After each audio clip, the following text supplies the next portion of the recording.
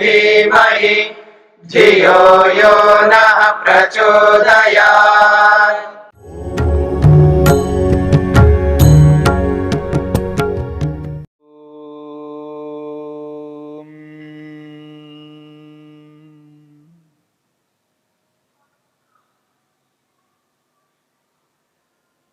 एकाग्रता की व्यापकता को लेकर के हम विचार कर रहे हैं।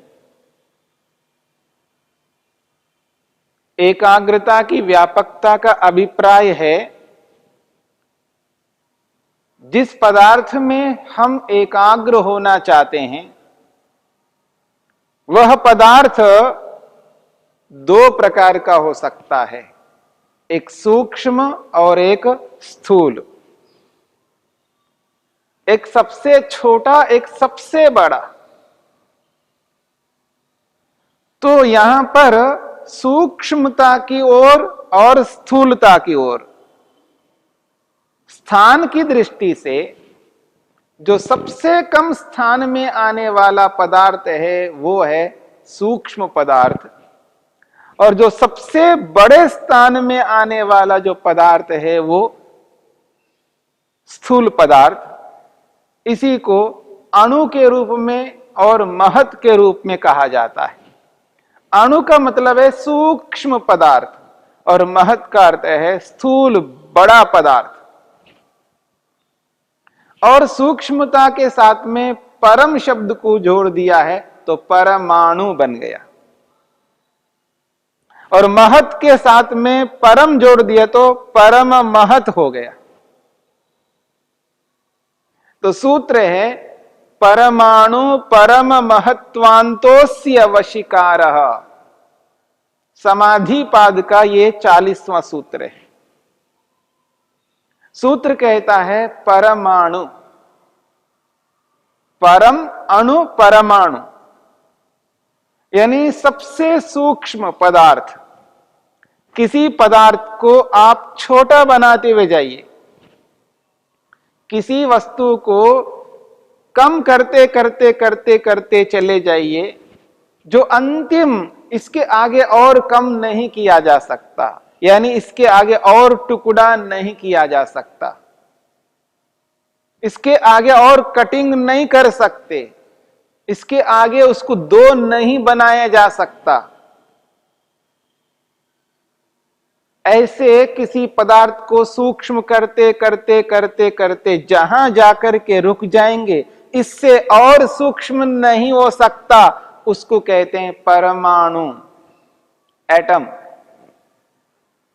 जिससे और सूक्ष्म नहीं बना जा सकता उसको यहां पर परमाणु कहा है। बहुत सूक्ष्म पदार्थ, वो अंतिम पदार्थ है, उसके आगे और सूक्ष्म नहीं हो सकता। अभिप्राय यहां यह है कि किसी कार्य पदार्थ को, किसी उत्पन्न पदार्थ को, किसी उत्पन्न पदार्थ को हम छोटा बनाते जाएं और छोटा बनाते बनाते ऐसी स्थिति में पहुंच जाएं जहां उससे और छोटा नहीं बन सकता, वो अंतिम रॉ मटेरियल के रूप में आपके सामने आ जाएगा, मूल उपादान कारण के रूप में सामने आ जाएगा, जिसके आगे और सूक्ष्म नहीं हो सकता, उसका नाम है परमाणु। और दूसरी बात कही है परम महत्। महत् का मतलब बड़ा, और वो भी बड़ा, एक से बढ़कर एक बड़ा बड़ा बड़ा बड़ा करते जाइए।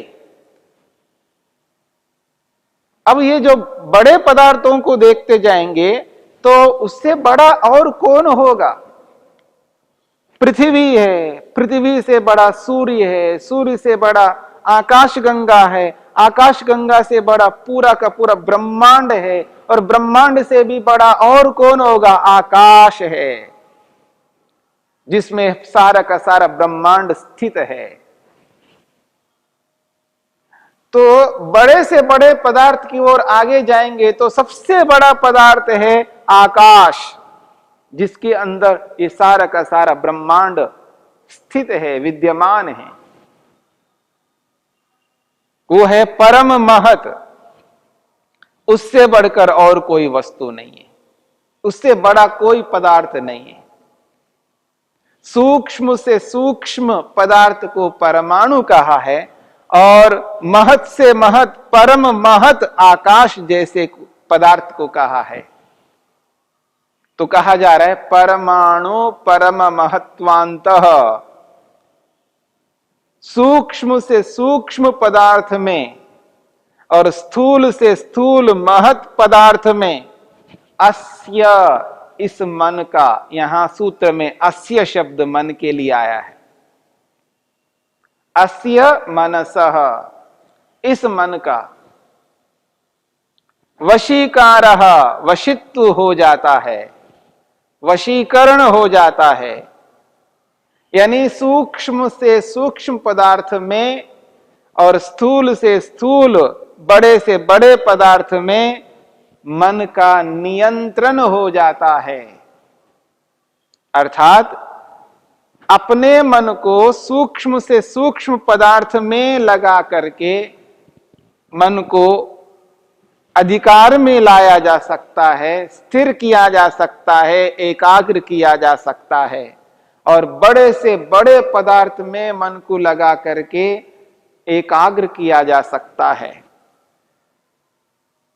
तो सूक्ष्म पदार्थ और स्थूल पदार्थ, यानी सूक्ष्म से सूक्ष्म पदार्थों में मन को लगा लगा करके वहां मन को स्थिर कर करके वहां मन को एकाग्र किया जा रहा है और स्थूल से स्थूल पदार्थों में मन को लगा लगा करके वहां पर मन को एकाग्र किया जा रहा है।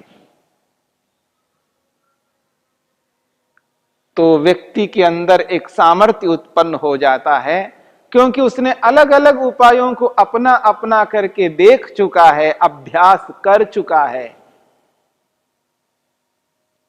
तो योगाभ्यासी अपने मन को सूक्ष्म से सूक्ष्म पदार्थ में भी लगाकर एकाग्र कर सकता है और स्थूल से स्थूल पदार्थ में भी मन को एकाग्र कर सकता है। इतना सामर्थ्य, इतनी क्षमता उस योगाभ्यासी में आ जाती है। यही इस सूत्र का अभिप्राय है। सूक्ष्म से सूक्ष्म पदार्थ में और स्थूल से बड़े पदार्थ में मन का नियंत्रण हो जाना, मन का नियंत्रण हो जाता है। एक वशीकार, एक विशेष वशित्व प्राप्त होता है योगाभ्यासी को। वह व्यक्ति अपने मन को नियंत्रित कर लेता है, जिसमें चाहे उसमें मन को एकाग्र कर सकता है। यही मनोनियंत्रण है। मन पर एक अधिकार प्राप्त करता है योगाभ्यासी और यह विशेष अधिकार है। यह विशेष अधिकार है और ऐसे अधिकार को प्राप्त करने वाला योगाभ्यासी एक विशिष्ट होता है, क्योंकि उसका मन उसके अधिकार में होता है। अब वह व्यक्ति ये नहीं कह सकता है मेरा मन नहीं मानता, मेरा मन चला जाता है, मेरा मन रुकता नहीं है, जिसमें मन को लगाना चाहता हूं उसमें नहीं लगता है, जिसमें नहीं लगाना चाहता हूं उसी ओर मन जाता है, मेरा मन अनियंत्रित है, मेरा मन चंचल है। ये बातें नहीं बोल सकता, क्योंकि उसने अभ्यास किया है, विशेष अभ्यास किया है। इस स्थिति को समझने की चेष्टा करनी है और यह स्थिति तब आती है जब इन सभी उपायों को अपना करके उसने देख लिया है, अनुभव कर लिया है। मैत्री करुणा मुदितोपेक्षा नाम, यहां से लेकर के स्वप्न निद्र ज्ञानालंबनम वा तक जितने उपाय बताए हैं उन सभी उपायों को अपना अपना करके देख चुका है। और इन सूत्रों में जो नहीं बताया है और योग के अनुरूप जितने भी उपाय हो सकते हैं, आप कल्पना कर सकते हैं कि बहुत सारे ऐसे उपाय हैं जो योग के अनुरूप है। उन उपायों को अपना अपना करके व्यक्ति देख चुका होता है। उसका मन अलग अलग उपायों के माध्यम से एकाग्र हुआ होता है। ऐसी स्थिति में एक ऐसा नियंत्रण उस व्यक्ति को प्राप्त होता है जिसको अपना करके योगाभ्यासी सूक्ष्म से सूक्ष्म पदार्थ में और स्थूल से स्थूल पदार्थ में मन को एकाग्र करने में सक्षम होता है। और यही स्थिति एक योगाभ्यासी को होनी चाहिए। तभी व्यक्ति अपनी इच्छा से, अपने पुरुषार्थ से जहां मन को लगाना चाहेगा वहीं मन लगेगा, जहां नहीं लगाना चाहेगा वहां मन नहीं लगेगा। पूर्ण नियंत्रण मन पर रहेगा। ऐसी स्थिति को जब हम प्राप्त कर लेते हैं तो हमारा मन ईश्वर में भी एकाग्र हो जाएगा। यानी जहां चाहे वहां मन को एकाग्र कर सकते हैं। तो ऐसी स्थिति आ जाती है, यदि हम ये चाहेंगे कि अब मैं मन को ईश्वर में एकाग्र करना चाहता हूं, बस अनायास अपने मन को ईश्वर में एकाग्र करके ईश्वर का ध्यान वो व्यक्ति उचित रूप में करेगा। जिसे ध्यान कहना चाहिए, जिसे जप कहना चाहिए, जिसे भक्ति कहना चाहिए, उस व्यक्ति को यह स्पष्ट हो जाता है वो भक्ति को, जप को, ध्यान के रूप में ही कर पाता है। उसी व्यक्ति का ध्यान यथार्थ में ध्यान बनता है और वही ध्यान एक स्थिति के आने पर समाधि के रूप में परिवर्तित होता है। और जब वही ध्यान समाधि के रूप में परिवर्तित होता है तो आत्मा का साक्षात्कार हो जाता है, परमेश्वर का साक्षात्कार हो जाता है। उसी साक्षात्कार के लिए ये सारा का सारा अभ्यास है। उसी ईश्वरीय आनंद को पाने के लिए ये सब कुछ उपाय हैं। इन उपायों को अपना करके उस स्थिति तक हमें पहुंचना है। और उस स्थिति तक पहुंचने के लिए व्यक्ति इन सारे उपायों को अपनाएगा और अपनाना ही होगा, ताकि कब किस परिस्थिति में कौन सी ऐसी घटना घटेगी वहां पर हमें कैसे उपाय को अपनाना है इसका बोध उसको होता है। इस कारण से वो कभी हताश निराश नहीं होगा। उसे ये बोध रहता है किस परिस्थिति में कैसे उपाय को अपनाना चाहिए। इसलिए वह व्यक्ति विचलित नहीं होता है। वही व्यक्ति अपने आप को बनाए रखता है। वही व्यक्ति अपने मन को सात्विक बनाए रखता है। वही व्यक्ति अपनी बुद्धि को अपने नियंत्रण में रखता है, अहंकार को अपने नियंत्रण में रखता है, इंद्रियों को अपने वश में रखता है, अपने शरीर को योग के अनुरूप बनाए रखता है। उस स्थिति तक हमें पहुंचना है। इस बात को समझने की चेष्टा करनी है। अब आइए जो सूक्ष्म से सूक्ष्म पदार्थ में मन को एकाग्र किस प्रकार किया जाएगा, एक स्थूल उदाहरण को लेकर के हम विचार करते हैं। पहले बाहर जो स्थूल पदार्थ हैं उनको ध्यान में रख करके हम विचार करते हैं, ताकि हम आंतरिक रूप से अपने मन को अंदर ही अंदर शरीर के अंदर एकाग्र करके सूक्ष्म से सूक्ष्म पदार्थ में एकाग्र किस प्रकार होता है व्यक्ति, इस बात को समझने के लिए बाहर के पदार्थों को ध्यान में रख करके इस बात को समझने की चेष्टा करते हैं। कैसे हम अपने मन को सूक्ष्म से सूक्ष्म पदार्थ में एकाग्र कर सकते हैं, उसका कैसे अभ्यास करना है। एक फल है, सेब फल, एप्पल। जिस आकार में है इतना सा फल है। आंखें खुली हैं, हम इधर उधर अपनी दृष्टि को ना डालते हुए अपनी पूरी दृष्टि, फोकस केवल उस सेब के ऊपर लगाना है, उसी को समझना है। जिस क्षेत्रफल में जितने स्थान में वो फल आता है उतने ही स्थान में अपने आप को देखना है, उसी को समझना है। और वही हम उससे और छोटा करके एक बेर होता है, बेर फल, और बेर में मन को एकाग्र करना है। कर तो हम आंखों के माध्यम से कर रहे हैं क्योंकि आंखें खुली हैं। बेर पर दृष्टि डालनी है। केवल सेब कितना बड़ा था उसके सामने बेर कितना छोटा है। तो मन को और संक्षिप्त करना है, यानी मन के फोकस को और कम करते जाना है। बस केवल उस बेर पर मन को टिकाना है, यानी आंखों के माध्यम से केवल उस बेर के क्षेत्रफल में ही रहना है, इधर उधर नहीं जाना है। और सूक्ष्म करते जाइए। बेर तो बहुत बड़ा है, लेकिन तिल पदार्थ को, तिल जिससे हम तेल का प्रयोग करते हैं, तेल का मतलब वास्तव में तिल का ही तेल होता है। तो ये जो तिल है बहुत छोटा सा होता है, तिल। अब आप देखेंगे तिल को देखने के लिए और संक्षिप्त करना पड़ेगा, फोकस को और कम करना पड़ेगा। केवल तिल पर केंद्रित होना होगा और कोई विचार आगे इधर उधर देखना नहीं, केवल तिल पर ध्यान देना। और उससे भी सूक्ष्म मिट्टी है, और मिट्टी के एक कण को सामने रखिएगा, मिट्टी के एक कण को सामने रखिएगा। तिल की अपेक्षा मिट्टी का जो एक कण है उसके लिए और सूक्ष्म करना पड़ेगा। केवल उस मिट्टी के एक कण पर मन को केंद्रित करना है, उसकी सूक्ष्मता और कम होती जा रही है।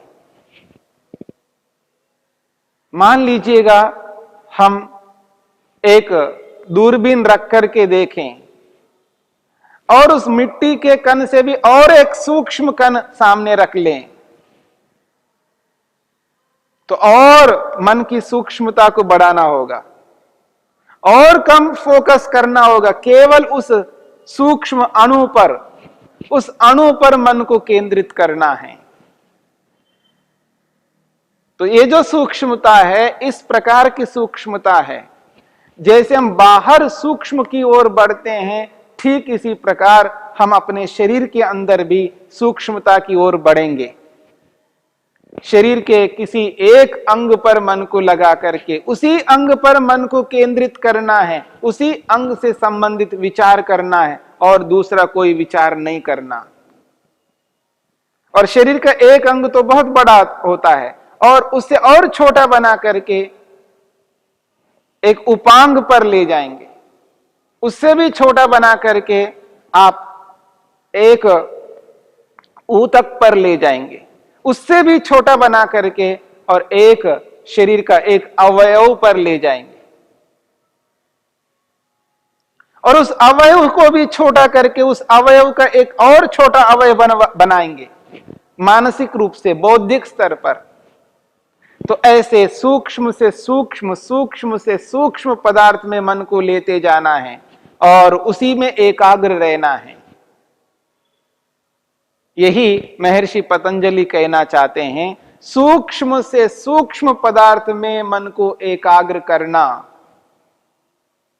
यानी हमारे अपने मन को उसी सूक्ष्म पदार्थ के अनुरूप उसको फोकस करते जाना, उसको और सूक्ष्म बनाते जाना। मन की जो दायरा है, जो विस्तार है मन को, उस विस्तार को कम करते जाना, कम करते जाना, कम करते जाना, कम करते जाना, और सूक्ष्म पदार्थ में मन को केंद्रित करना। ये निरंतर अभ्यास कर करके सूक्ष्म से सूक्ष्म पदार्थ में मन को एकाग्र करने में हम सक्षम हो जाते हैं, समर्थ हो जाते हैं। एक अच्छा मन पर नियंत्रण आ जाता है, मनोनियंत्रण हो जाता है, मन पर एक अधिकार उत्पन्न होता है। अब उस अधिकार से जब चाहे तब हम सूक्ष्म से सूक्ष्म पदार्थ में मन को एकाग्र करने में सक्षम हो जाते हैं। यही उपलब्धि है अलग अलग उपायों को अपना करके मन को एकाग्र करने के पीछे। इस स्थिति को समझ करके, इसके अनुरूप निरंतर अभ्यास करके एक योगाभ्यासी अपने मन को अपने अधिकार में कर लेता है, अपने नियंत्रण में कर लेता है। मन पर नियंत्रण करना एक बहुत बड़ा कार्य है। मन को अपने वश में करना, मन को अपनी मुट्ठी में बनाए रखना, अपनी इच्छा के मुताबिक मन को चलाना, जहां चाहे वहीं पर मन को एकाग्र करना। यदि ये कला योगाभ्यासी को आती है, इस कला से परिपूर्ण योगाभ्यासी होता है तो समझ लेना कि ऐसा योगाभ्यासी अपने मन को ईश्वर में एकाग्र करके ईश्वर का दर्शन करने में सक्षम समर्थ हो जाता है और उसका प्रयोजन इसी में है, इससे हटकर उसका प्रयोजन नहीं है। इस बात को हमें समझना है, समझ करके इसका निरंतर अभ्यास करते जाना है और यही अभ्यास हमें ईश्वर तक पहुंचाने वाला है। इसी के लिए महर्षि पतंजलि ने यहाँ पर इन सारे उपायों को बताया है और इन उपायों को अपना करके किस तरह हम अपने मन को एक व्यापक दृष्टि से व्यापक एकाग्रता की ओर बढ़ा सकते हैं। यानी मन की एकाग्रता की जो व्यापकता है वो सूक्ष्म से सूक्ष्म तक है और स्थूल से स्थूल तक है। यानी सूक्ष्मता की ओर देखेंगे तो अति सूक्ष्म तक मन को एकाग्र कर सकते हैं और स्थूलता को लेकर के देखेंगे अति स्थूल अति व्यापक बहुत बड़े पदार्थ तक अपने मन को ले जा सकते हैं। इन बातों को लेकर के यदि हम चलेंगे तो निश्चित बात है हम अपने मन को अपने नियंत्रण में करके अपने लक्ष्य को उद्देश्य को पूरा कर सकेंगे। यही इस मन को एकाग्र करने के लिए मन की व्यापकता को लेकर के बात कही जा रही है। परमाणु परम महत्वांतो अस्य वशीकारः। द्यौः शान्तिरन्तरिक्षं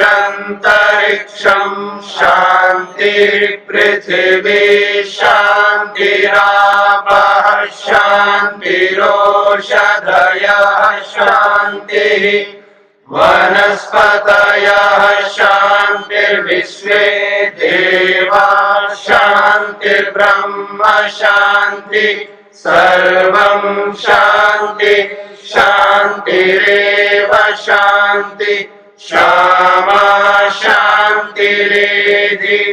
ॐ शान्ति शान्ति शान्ति।